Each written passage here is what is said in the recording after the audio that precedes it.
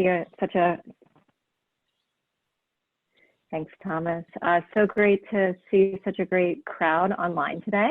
My name is Carrie James with Thomas Mitchell, who just spoke a few moments ago, and Mira Levinson, who's on sabbatical. I co-convene the Civic and Moral Education Initiative.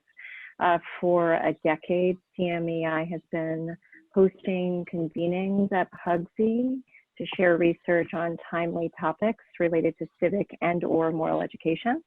For obvious reasons, we've been carrying out these sessions over Zoom as of late, and I'm really grateful to all of you for adding one more Zoom to your probably packed week of online meetings. I'm also really grateful to Raquel Jimenez for being here to share her work with us today. Just to introduce her share a little bit more about her. Raquel is a Ford Foundation pre-doctoral fellow and a doctoral candidate in human development, learning, and teaching at Hugsy. Her work explores young artists and the creative learning communities that support them. Her interest in this topic is reflected in her dissertation research, which we're going to learn about today, but it broadly explores how young artists make sense of the relationship between art and civic action and broader forces that shape their creative work. Before her doctoral studies, Raquel worked in a number of arts organizations. I'm really personally excited to welcome Raquel, given that she's been affiliated with Project Zero, where I'm a researcher, during her time here at Hugsy, and I know a number of my Project Zero colleagues are here as well. I also know that Raquel's dissertation committee, several of the members of her committee are here. The plan is that Raquel is going to talk for about 25 minutes, and then we'll have some time for sharing of thoughts and questions. While she speaks, I'll ask everyone to mute their microphones. I think we're trying to do that automatically. But don't forget later to unmute if you have a question or want to raise a comment when it's time to do so. So now I'm going to turn things over to Raquel Jimenez. All right, thanks for that introduction, Carrie. Hi, everyone. For those of you that I don't know, my name is Raquel Jimenez, and as Carrie mentioned, my work is focused on conceptualizing the civic dimensions of youth-driven arts and media production projects. In my talk today, I'm interested in sharing findings connected to one of my dissertation research field sites, and my talk will unfold in roughly 4 parts. So I'll begin by discussing the context that informs my work. Then I'll shift into a brief discussion of my ethnographic approach before sharing my findings. And then I'll wind down the talk with what I see as the core implications of this work. So that all being said, I'd like to begin by setting the stage. Along a busy street in a town just north of Boston, 6 young women have taken over an art studio and are examining a sketch a member of their crew drafted earlier in the day. As artists, the stakes for them are high, not only because their work will soon be made public, but also because in the community they're working with, time is of the essence. There's a sense that Lynn, the rapidly gentrifying city that they live in, is a place that is in some ways now up for grabs, a place where outsiders are coming in to shape a new narrative about the community and the people that live in it. But it wasn't always this way. At the turn of the 20th century, Lynn was once an industrial hub, a place where ideas about hard work, equal opportunity, and the American dream seemed tangible, if not always easily in reach. It's the place where immigrants churned out nearly 1 million pairs of shoes a day while organizing for fair wages, and it's also the place where Frederick Douglass penned his autobiography as a fugitive slave long before that. But like other cities, the forces of deindustrialization gave way to patterns of economic decline, helping to cement the city's reputation as the city of sin. A reputation that stems from an unattributed but well-known poem believed to have been written in the 1960s. And so I'd just like to read a small excerpt of the poem. Lin Lin, the city of sin, the poem goes, you never come out the way you came in. You ask for water, but they give you gin. The girls say no, yet they always give in. So as you can see, this poem sexualizes women and frames distorted perceptions of the community and the people that live in it. And while the City of Sin moniker has given rise to coffee cups, t-shirts, and bumper stickers demonstrating some people's embrace of the nickname, Others, including the artists that I'm studying, are eager to move past the deficit narrative that looms over their city. And so perhaps not surprisingly, as private developers have become increasingly interested in marketing Lynn as an affordable alternative to the Boston area, it seems that selling real estate in Lynn has involved revamping the community's reputation. And so here we have an unlikely case of interest convergence. At the same time that the forces of private equity are now eager to shift public sentiment about the city, in many ways the artists are on a similar mission. They understand that the city's reputation is steeped in xenophobia and sexism, and they are eager to represent their own understandings of Lynn. Understandings that they know will ultimately compete with the developers' outside interests and visions. In many ways, these efforts are aimed at combating what Patricia Hill Collins refers to as the controlling image. Collins, a leading figure in feminist theory, developed the concept in the early 2000s in reference to what she saw as several interconnected stereotypes used to justify the marginalization of Black women. Collins points out that because these images, or in this case a poem, shift our vision away from the structural causes of inequality, they misshape public perception and become a distorted frame of reference used to legitimize continued oppression. And yet, while the young artists and developers may share the same desire to remove the stigma that surrounds their community, needless to say, their strategies are entirely different. On the one hand, developers are eager to increase economic value of property in Lynn and attract a wealthier tax base. But on the other hand, so far these efforts have only undermined the community's significant ethnic and immigrant populations. And therefore, in contrast to romanticized conceptions of placemaking that are commonly associated with urban renewal projects, from the artist's perspective, these community development initiatives are experienced as a form of place breaking, a devastating loss of community history, culture, and connectedness that arises from gentrification. So with that context in mind, I'd like to bring us back to the art studio where much of my study has taken place. And this brings me to a discussion of my methods.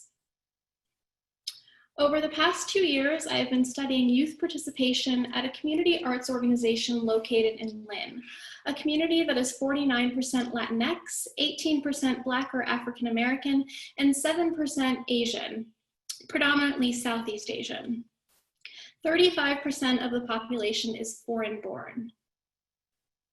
And unlike traditional approaches to arts education that focus on providing specialized training to a small body of youth chosen through audition or portfolio or some other selective mechanism, the community arts organization that these artists are a part of has a very different mission. It involves youth that reflect the diversity of the surrounding community, and the organization endeavors to help young people feel seen and heard through the arts. Throughout the United States, there are more than 400 organizations like the one I'm studying, organizations that seek to diversify the field of cultural production by developing the creative potential of diverse youth. And in contrast to traditional approaches to civic education that are designed to promote efficacy in the political sphere, community arts organizations like the one I'm studying are designed to promote efficacy in the cultural realm. Theoretically then, this project draws from ideas about the civic imagination, particularly the idea that power and politics function not only through the electoral domain, but also in the cultural domain, where it's understood that story and ideology shape our imaginations about the world around us and our places in it. And in this context, and as Henry Jenkins and colleagues at the University of Southern California argue, the work of imagining and communicating alternatives to current socio-political conditions is a key form of cultural work that provides an important cognitive frame for community organizing efforts. My data collection has involved participant observation of multiple project production cycles and artifact-based interviews in order to address the following research questions. How do young people involved in the community arts organization conceptualize their roles as artists in their community? And second, what are the pedagogical practices that support their work? Over the course of my fieldwork, 18 women between the ages of 14 and 18 have participated in the group. All except for 2 of the young women were from first or second generation immigrant families, predominantly from Southeast Asian, Central American, or Afro-Caribbean backgrounds, some of whom lived in mixed status households. However, from this larger sample, the data that I share today will focus on these young artists in particular. 15-year-old Gia, 16-year-old Michelle, 16-year-old Paloma, 18-year-old Nina, 15-year-old Amber, and 14-year-old Rosa. And I'd just like to note that these are pseudonyms for the purposes of today's presentation. And where you've seen plus signs, that just means that the artist involvement spanned more than 1 year in the group. And so here I begin to shift into my findings. And so beginning with my first research question, how do young people involved in the community arts organization conceptualize their roles as artists in the community? My research suggests that in contrast to efforts led by private developers, the artists see their work as a form of self-determined placemaking. Symbolic work that is intended to foster a sense of belonging and solidarity through the cultivation of shared public space. The young people are aware of the threat of displacement caused by gentrification, and as this quote from one of my participants reveals, they see their work as being in dialogue with this issue. It's like we're being locked out of Lynn, Paloma tells me. I walked down Monroe Street and I saw this fancy bakery and I'm like, what is this doing here? Who is this for? The idea of someone taking Lynn away from me and making it so that me and the people I know can't afford to live here anymore, that worries me a lot. Gentrification is going crazy and the town government isn't really hearing people's voices on this. Instead, they're giving tax breaks to developers. We voted for these people, but why are they not taking us into consideration? Every time I see something new go up, I worry about the people who are getting kicked out of where they are. So here, Paloma suggests that her municipal government is more concerned with advancing private interests than with safeguarding the public good. And I share this quote because in many ways, this quote captures the local zeitgeist. The feeling that the city's ethnic population does not enjoy equal access to political power in their community, a sentiment that I've seen reflected in graffiti scrawled throughout the city. Progress for who? There's considerable concern that private interests wield too much power in determining the community's future, and that redevelopment initiatives will displace much of the existing population and culture. And in connection with this political context, another artist explains how art making has become a more attractive mode of public engagement. Some people don't have the luxury to say what they want to say in their environment, Rosa tells me. Either they don't have the luxury or their voice isn't being heard. It's easy to feel that people don't listen to you. It's just so easy to feel talked over or ignored or not taken seriously, but people can't talk over something you see, you know? So I think art gives us the voice we've been wanting and the voice we need so we can express exactly what's going on to higher ups that aren't listening. We can do public art that brings attention to issues that affect us and that addresses community concerns. It's important to do things in your own community and make a space and a voice for people in your own community. I feel like when we all come together, we get to have a voice with people outside of our group. It means so much that we come from the community and can help present something we all are facing, give voice to something everyone knows, but something we don't talk about, to get to take a step up, to be able to work with places that we are familiar with and make a social observation. It's something you can't easily ignore. It's a way to have a voice in a way that people won't pass over it or dismiss like it's not important. There's obviously so much that I could unpack about that quote, but for now, I'd just like to highlight a few powerful points that I see Paloma underscoring. And that is, in the absence of perceived political power, the artists are instead working to develop their symbolic capacities that will enable them to represent their community on their own terms.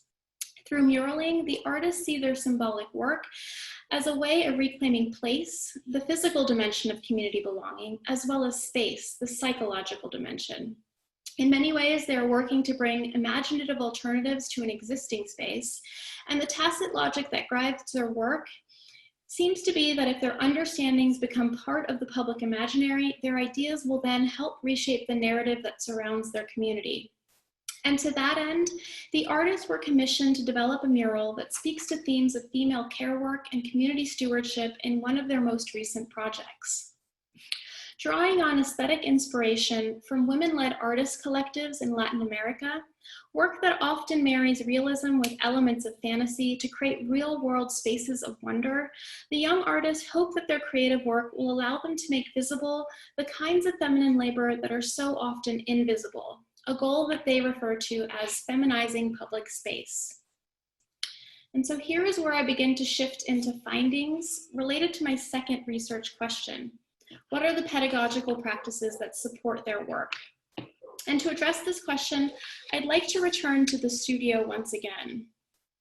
The work of translating one's vision for an audience entails considerable work, and the artists quickly realize this as they begin conceptualizing this new project.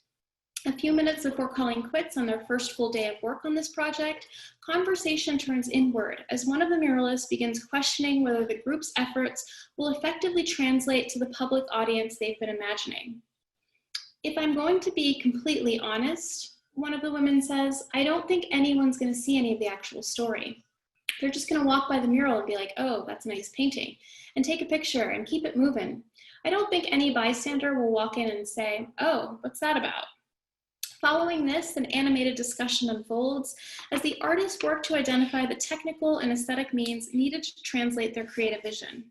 The work that they are involved in involves developing a liberatory vision, considering strategies to enact that vision, and also considering others that their vision represents a worthwhile and legitimate pursuit, which is sadly not always an easy thing to do. This process unfolds most forcefully during critique, and I should say that in my analysis here, I am indebted to Lissa Soap, who has studied the relationship between critique and learning in the arts extensively, and describes critique insightfully as a form of assessment through which young people learn to jointly judge their own work and that of their peers as they prepare that work for public release. In the arts, critique is an established ritual of interaction, one where apprentices learn to navigate the micropolitics of cultural production. So for instance, the discussion that ensued back at the studio was marked by a series of negotiations. Over the next few minutes, several artists posed a new creative idea for the group to consider, and as they did so, they took turns advocating for the merits of their idea and attempted to persuade others of the feasibility of their preferred plans. The artists described critique as a phase in their work in which they received formative feedback, participated in giving feedback, and towards the end of the project, led impromptu critiques in order to direct their work. Together, these are the patterns of interaction that supported the young artists as they attempt to author a new narrative about their community. And as Gia explains, this was a core pedagogical feature that undergirded their emerging identities as artists. She tells me, I didn't consider myself an artist until I started coming here, even though I was making art all my life. I didn't consider myself an artist until I had the support that gave me the confidence to call myself an artist. We're not students here, we're artists. And I think that's super important. When you come here, the people here tell you that you're an artist, so that helps you rewire how you think about yourself. Coming here, you're making art all the time, so you get to see yourself as an artist, and you get to see yourself improve with your peers. And because the practice of critique is a core socialization practice central to the development of an artistic identity, I'd like to spend a few minutes interrogating each of these dimensions of critique. I'll begin with the process of getting feedback, a process that involves considerable vulnerability and trust as the artists disclose their ideas and make them available for scrutiny.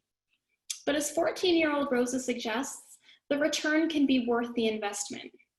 Because of the support of my teammates, she tells me, and getting that good constructive criticism and feedback, I was able to get through it. Honestly, when I said, hey, can I get feedback? It wasn't anything rude.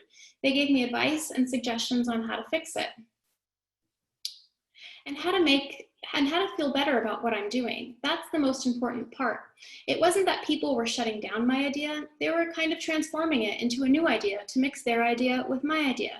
So I think criticism is really important for growth and changing things up.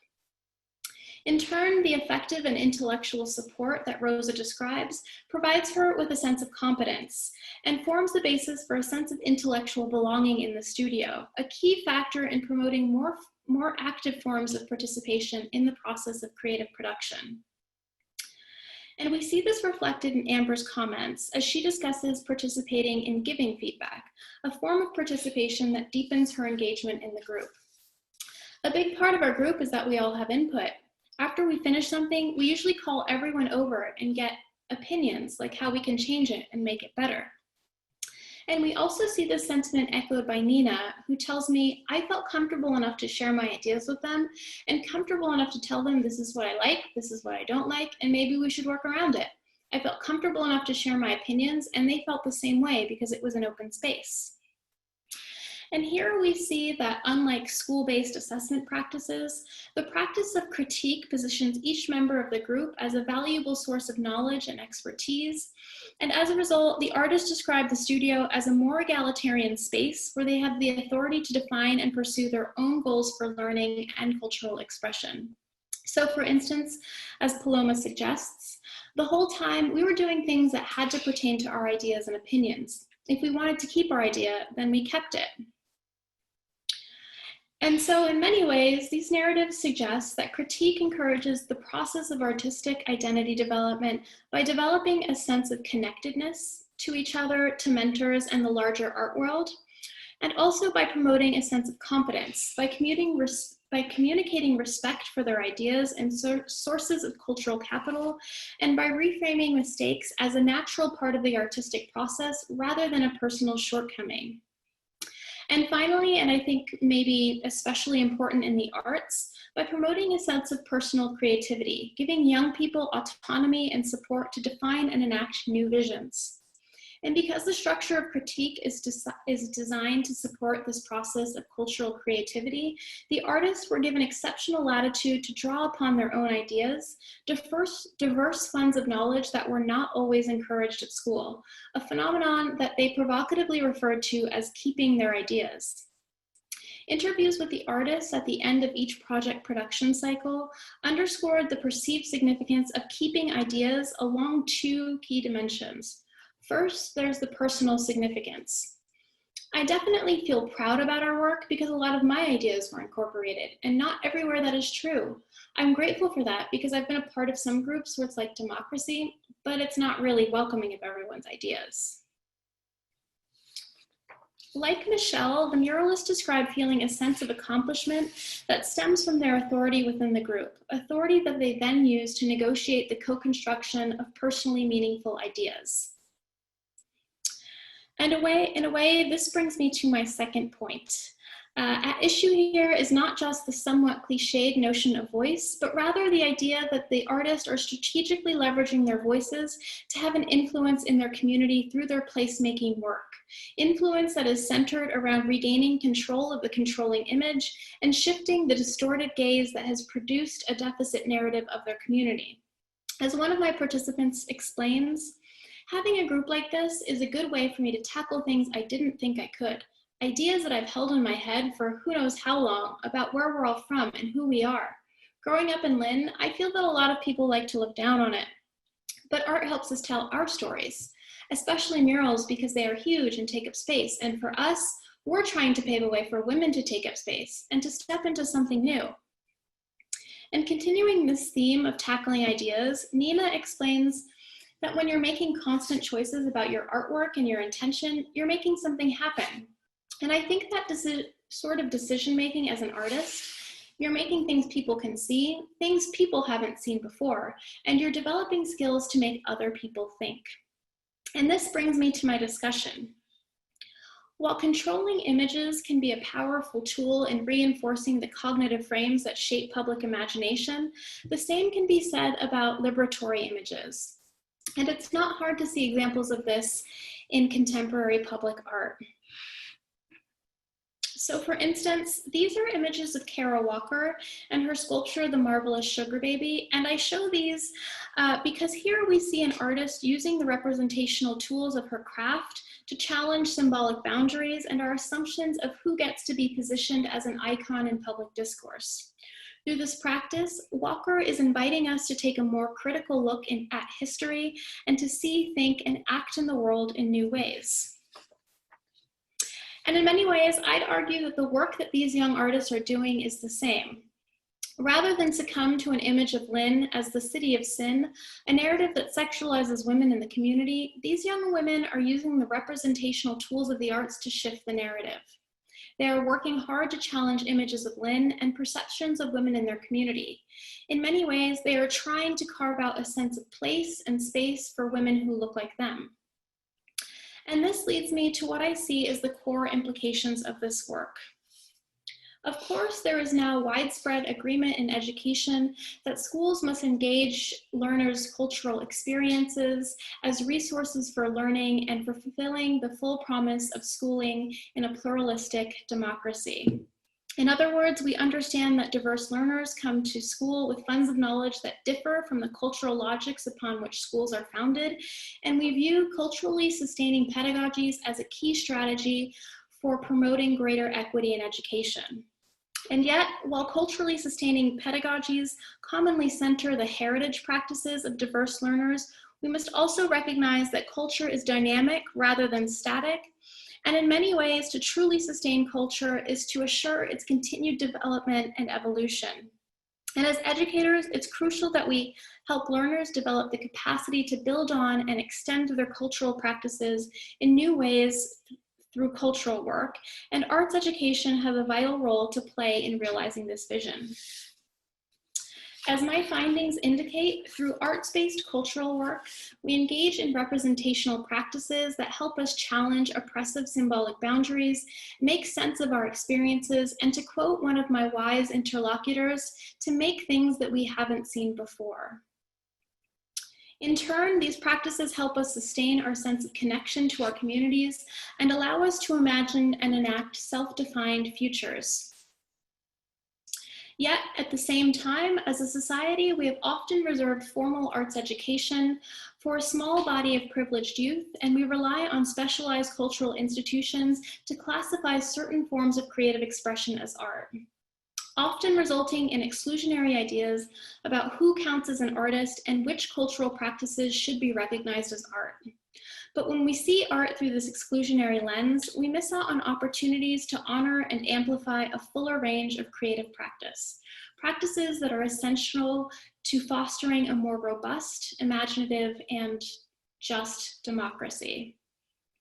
And so with that, I've now concluded my prepared remarks and would be happy to hear any initial questions or comments, connections that come to mind.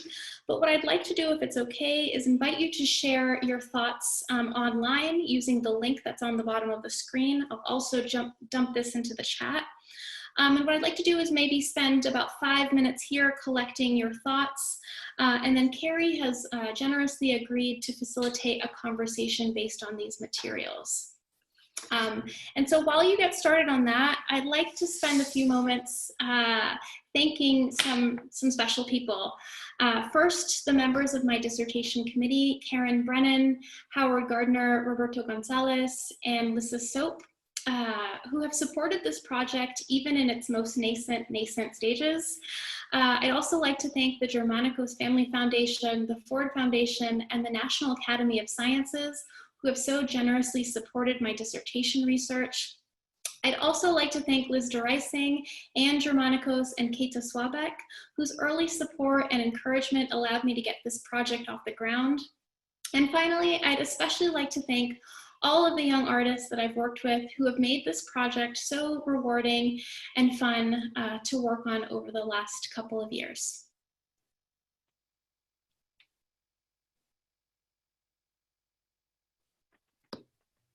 Thank you, Raquel. If you could put the link in the chat, that would be great. And if everyone follows the link, you'll go to a Padlet, which is a place where you can do digital post-its where you can share your comments and questions. And I'm going to set a timer for about 4 minutes of time for people to reflect and share their thoughts and questions there.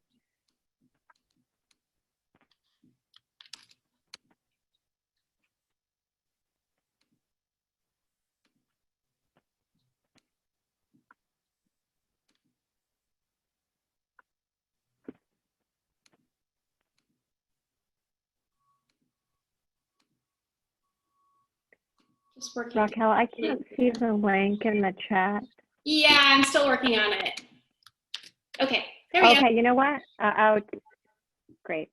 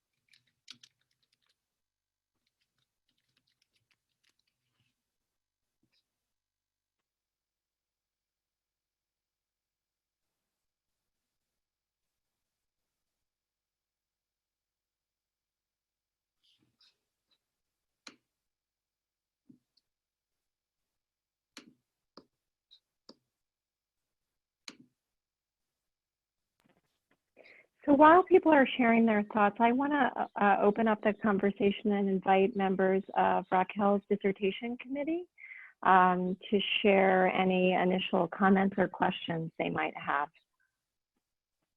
I just remind you to unmute your microphone when you go to ask a question.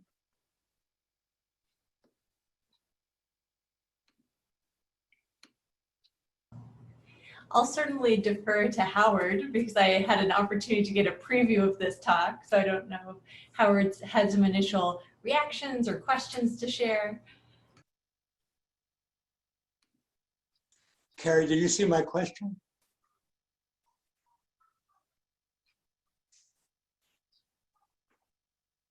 Now I'm muted.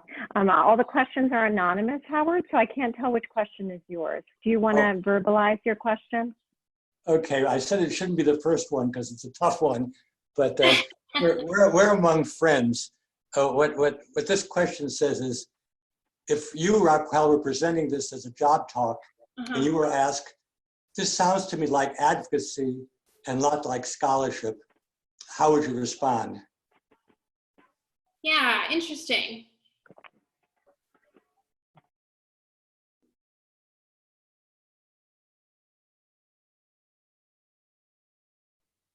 I guess one thing that comes to mind, and this is something that another member of the dissertation committee has said, and I think is really apt, is that as scholars, we don't want to let our politics determine our findings. We want to, in fact, do the reverse, let our findings determine our politics. And so that's, you know, I entered this project with some interest. Of course, my background is in the arts. So with a real interest about this field and the way that young people were making art to express personally meaningful ideas.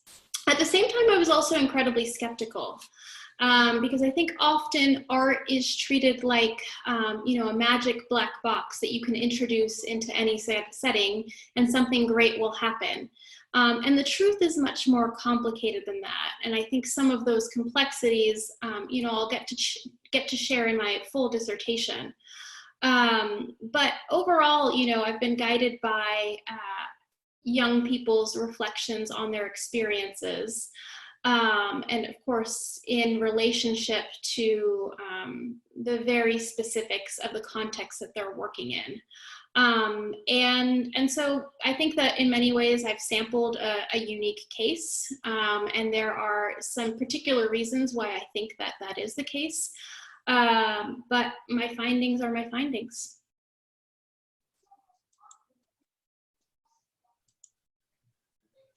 Let me make one suggestion here, and that is, I gave a talk yesterday, and I said, in social science, whatever finding you come up with, people can immediately explain it or explain it away.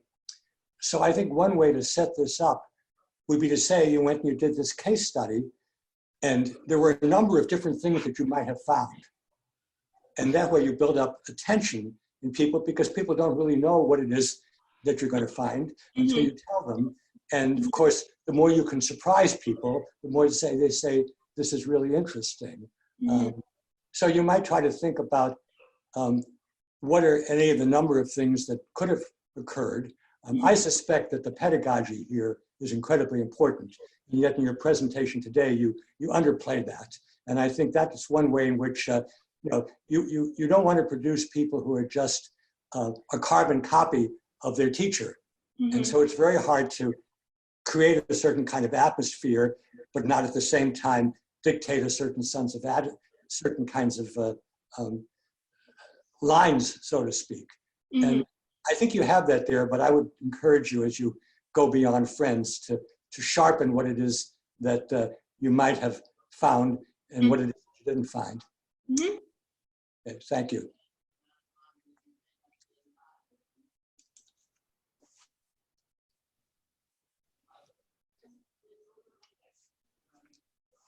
I'm noticing some really interesting questions coming up on the Padlet. Karen, did you want to weigh in with a question though? And apologies for the background noise. No, it's great. I think we should definitely dive into the Padlet question. Raquel has unfettered, unlimited access to questions for me, so I think we should maximize our time with the Padlet. But thank you. So I was intrigued by this question, which is really about teachers in schools, and I was thinking a little bit about the uniqueness of arts organizations and maybe about the students who or young people who are drawn to and end up participating in them versus the broader audience of young people in schools.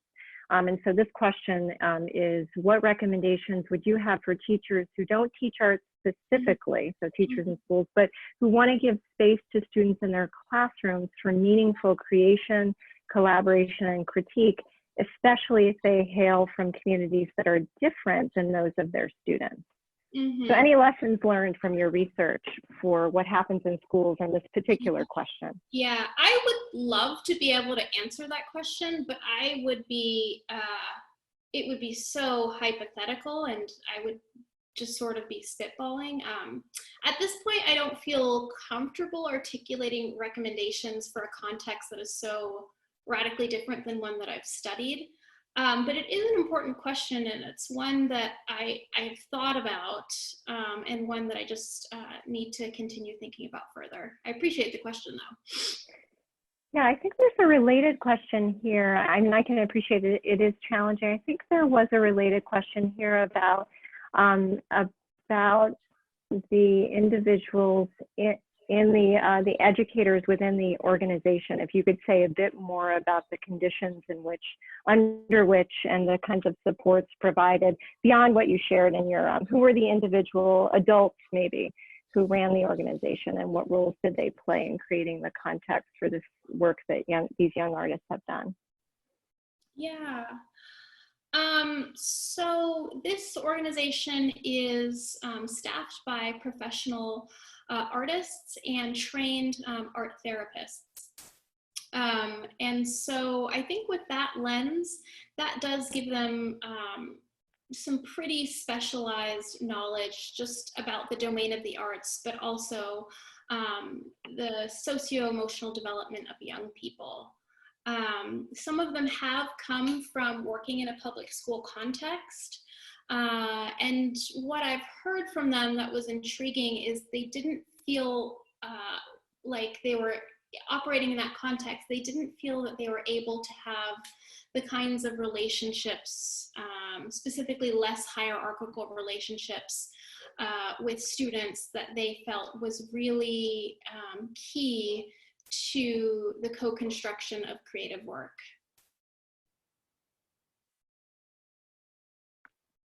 I'm going to pause for a minute and see if anyone has a question that they want to share out loud. There are a couple of other questions on the Padlet, but would anyone like to chime in and go on screen?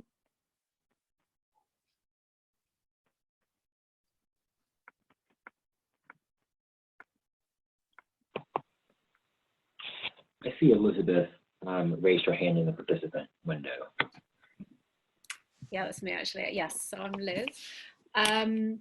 So this is a bit related to Carrie's question, but it might be easier for you to answer, Raquel. And I'll just take the moment to say how much I enjoyed your presentation. I think it's fantastic, the direction you've taken it in.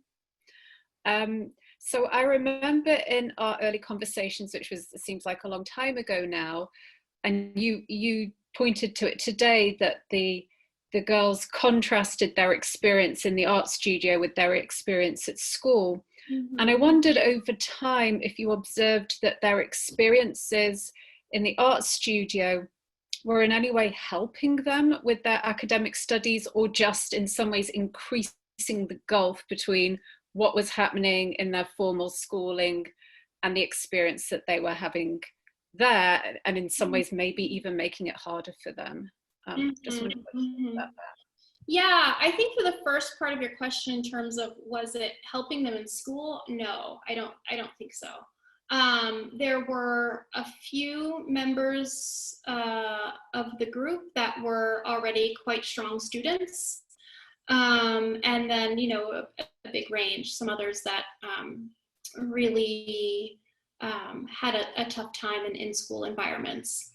And that relationship, I don't think really changed. I think to your second part of your question, I think that's more interesting, because in some ways, the contrast between their out-of-school time learning experience and their in-school learning experience really may have reinforced their awareness of the punitive measures that they perceived in school, and how those were not necessarily normalized across all contexts in terms of their relationships with authority figures. So I think that that's quite possible. My interview protocols didn't really get into that much. I did ask them, you know, generally about how is learning here different than school. But the answers that I received to that question generally indicated that their learning outside of school was more creative, more self-driven, more supportive. I see Andrew Westover would like to share a question verbally. And Shari Tishman, after Andrew, Shari. Thank you so much, Carrie. And thank you, Raquel. This is really lovely to see such a full embodiment of the work you've been doing for so long. I have a question that's perhaps a bit more about the framing than the finding. Specifically, I'm wondering about how you're thinking about representation with regard to the work that's happening here. As I'm sure you're aware, in community arts-based practices right now, there's a lot of back and forth about the degree to which representation is being used to paper over or not attend to structural inequity. And also that arts organizations specifically are being instrumentalized such that their work is being used to paint over the real inequities that are lived and experienced. So I guess I would love to hear from you, to what degree do you think, even in small arts organizations, this is a potential pitfall?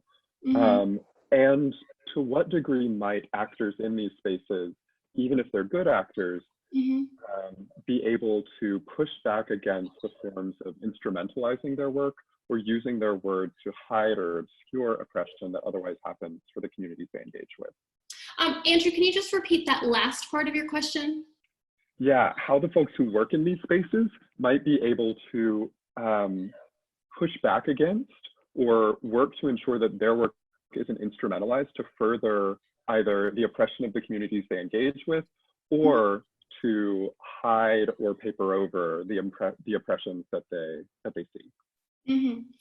Yeah, there's a lot to unpack with your question, and I think starting just with the bigger idea of representation is actually really helpful, because of course this is a community arts organization, but the fact is that it serves multiple distinct communities with different identities, histories, interests, goals, etc. So certainly that is really important to be aware of. You know, some identities were taken up and expanded and represented in this work in a way that others were not. There was, I think some fear or silencing around dangerous issues, controversial issues, controversial identities even. So certainly there's not equality or equity across the board there. But the one identity structure that they all did share, or perhaps two, was the sense of rooted in the place, and the fact that the team all identified as women. So their work was definitely organized around those two identity structures. To your other point about like to what extent can the organization prevent, what did you say, the instrumentalization of their work? Can you say a little bit more about that part? Yeah, so this is coming more from the perspective of as someone who currently is an arts worker, and seeing the ways that we're kind of getting it from two ends. On the one end, we have foundations, educational organizations, governmental organizations saying what we need you to do is lift up marginalized voices. Yeah. On the other side, we have communities like Decolonize This Place, No New Jails, everyone else with an Instagram saying anything you are doing from the perspective of an institution is necessarily hegemonic and marginalizing.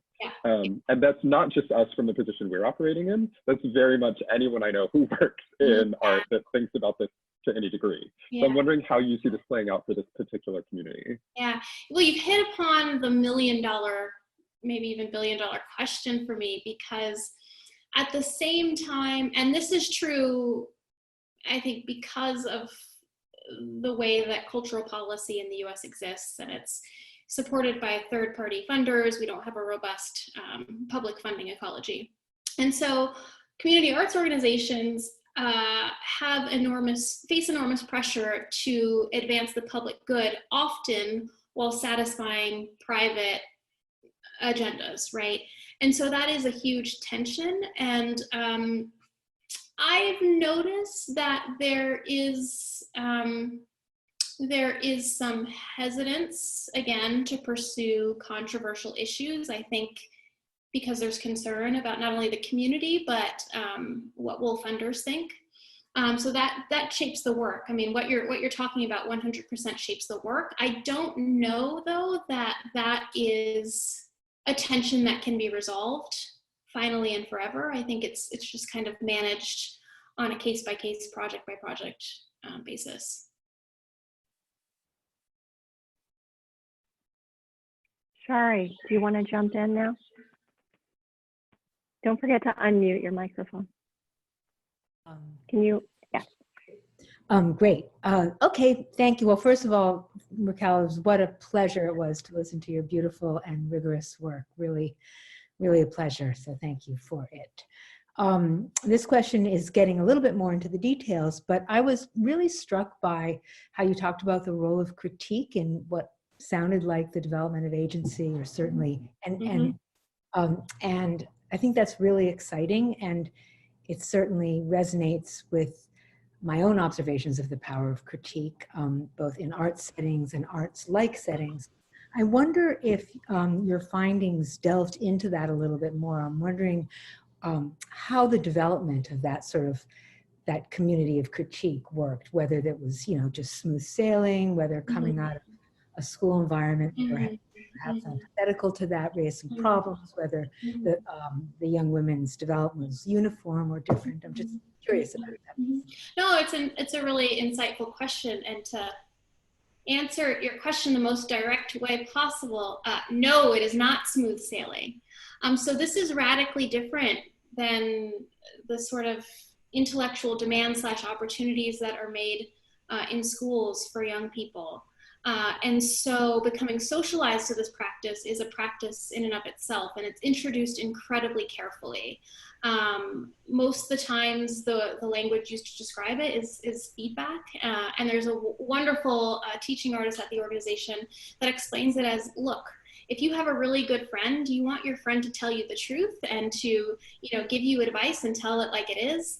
And so that's what we do in critique. You know, we're giving feedback in order to help each other. So it's a little bit of a process of getting them accustomed to critique, because certainly on some level it's a little bit non-intuitive that critique would be a space that's generative for the development of identity. And certainly there are cases in which the opposite is true. So I think that the format of critique is incredibly important. Thank you. I see another question on the Padlet that makes me think of what you mentioned early on. You quoted some work by Henry Jenkins, who I'm a big fan of, you know, and his emphasis on culture as a really important part of civic and political life. But there's a question here about what you think the role of wonder is in the work that students are making, and why do you think they are drawn toward an aesthetic that weaves in elements of wonder or fantasy, for lack of a better word? I don't know who asked this question, but I think it's a really interesting question. Yeah, no, it's a great question. So to be a little bit more concrete about that, so the city of Lynn, as I explained, has a very large immigrant and foreign-born population, and yet it's not a sanctuary city. And so one of the themes of their most recent projects was this idea of sanctuary, right? And of course their city is not a sanctuary city, but they would like for it to be a sanctuary city. So I think that this idea of pursuing what's in our imaginations aesthetically lends itself to forms of creative work that pulls in elements of fantasy. And I think that combination of realism and fantasy is really intentional work on their part. You know, I think that there is perhaps the feeling that by disseminating an idea that doesn't quite exist yet, that maybe they sort of bend the arc a little bit towards making it be that way. Again, sort of in the absence of political power, this is the power that they've been owning. So. That's great. I really appreciate your thoughts there. And your comments about Lynn not being a sanctuary city really connect to another question in the Padlet, which starts out by appreciating the historical context that you laid out about Lynn as a city. I really appreciated that as well, and that it was a really integral part of your analysis. And the question is, how do you think the specific context of Lynn today is reflected in your findings, and what do you think are some more general implications, sort of beyond Lynn implications of your findings for similar art spaces elsewhere in other cities? And they also say for art spaces in schools, although we've talked a little bit about that. Yeah. So of course my work is incredibly site specific, and there's really no way getting around that. But as far as, you know, to what extent this generalizes, you know, I hope that my work is contributing useful conceptual resources for places where there are, you know, similar issues in terms of forces of gentrification, or perhaps placemaking conversations that are happening in communities where there are artists that are involved in that kind of work.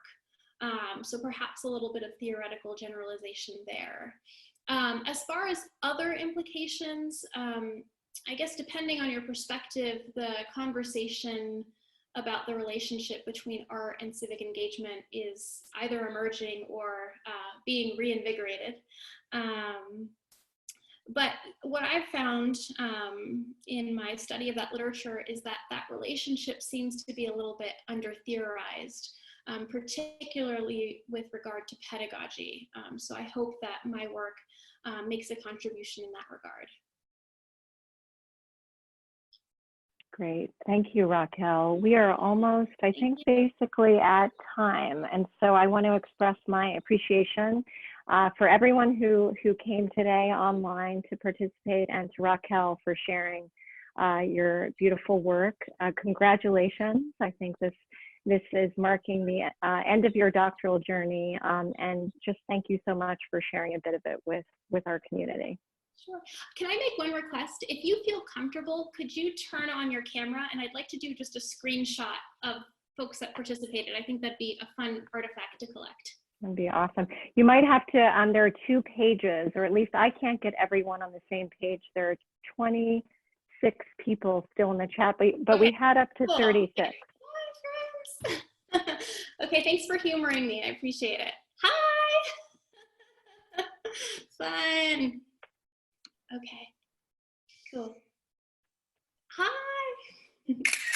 Okay, one more to get the second page.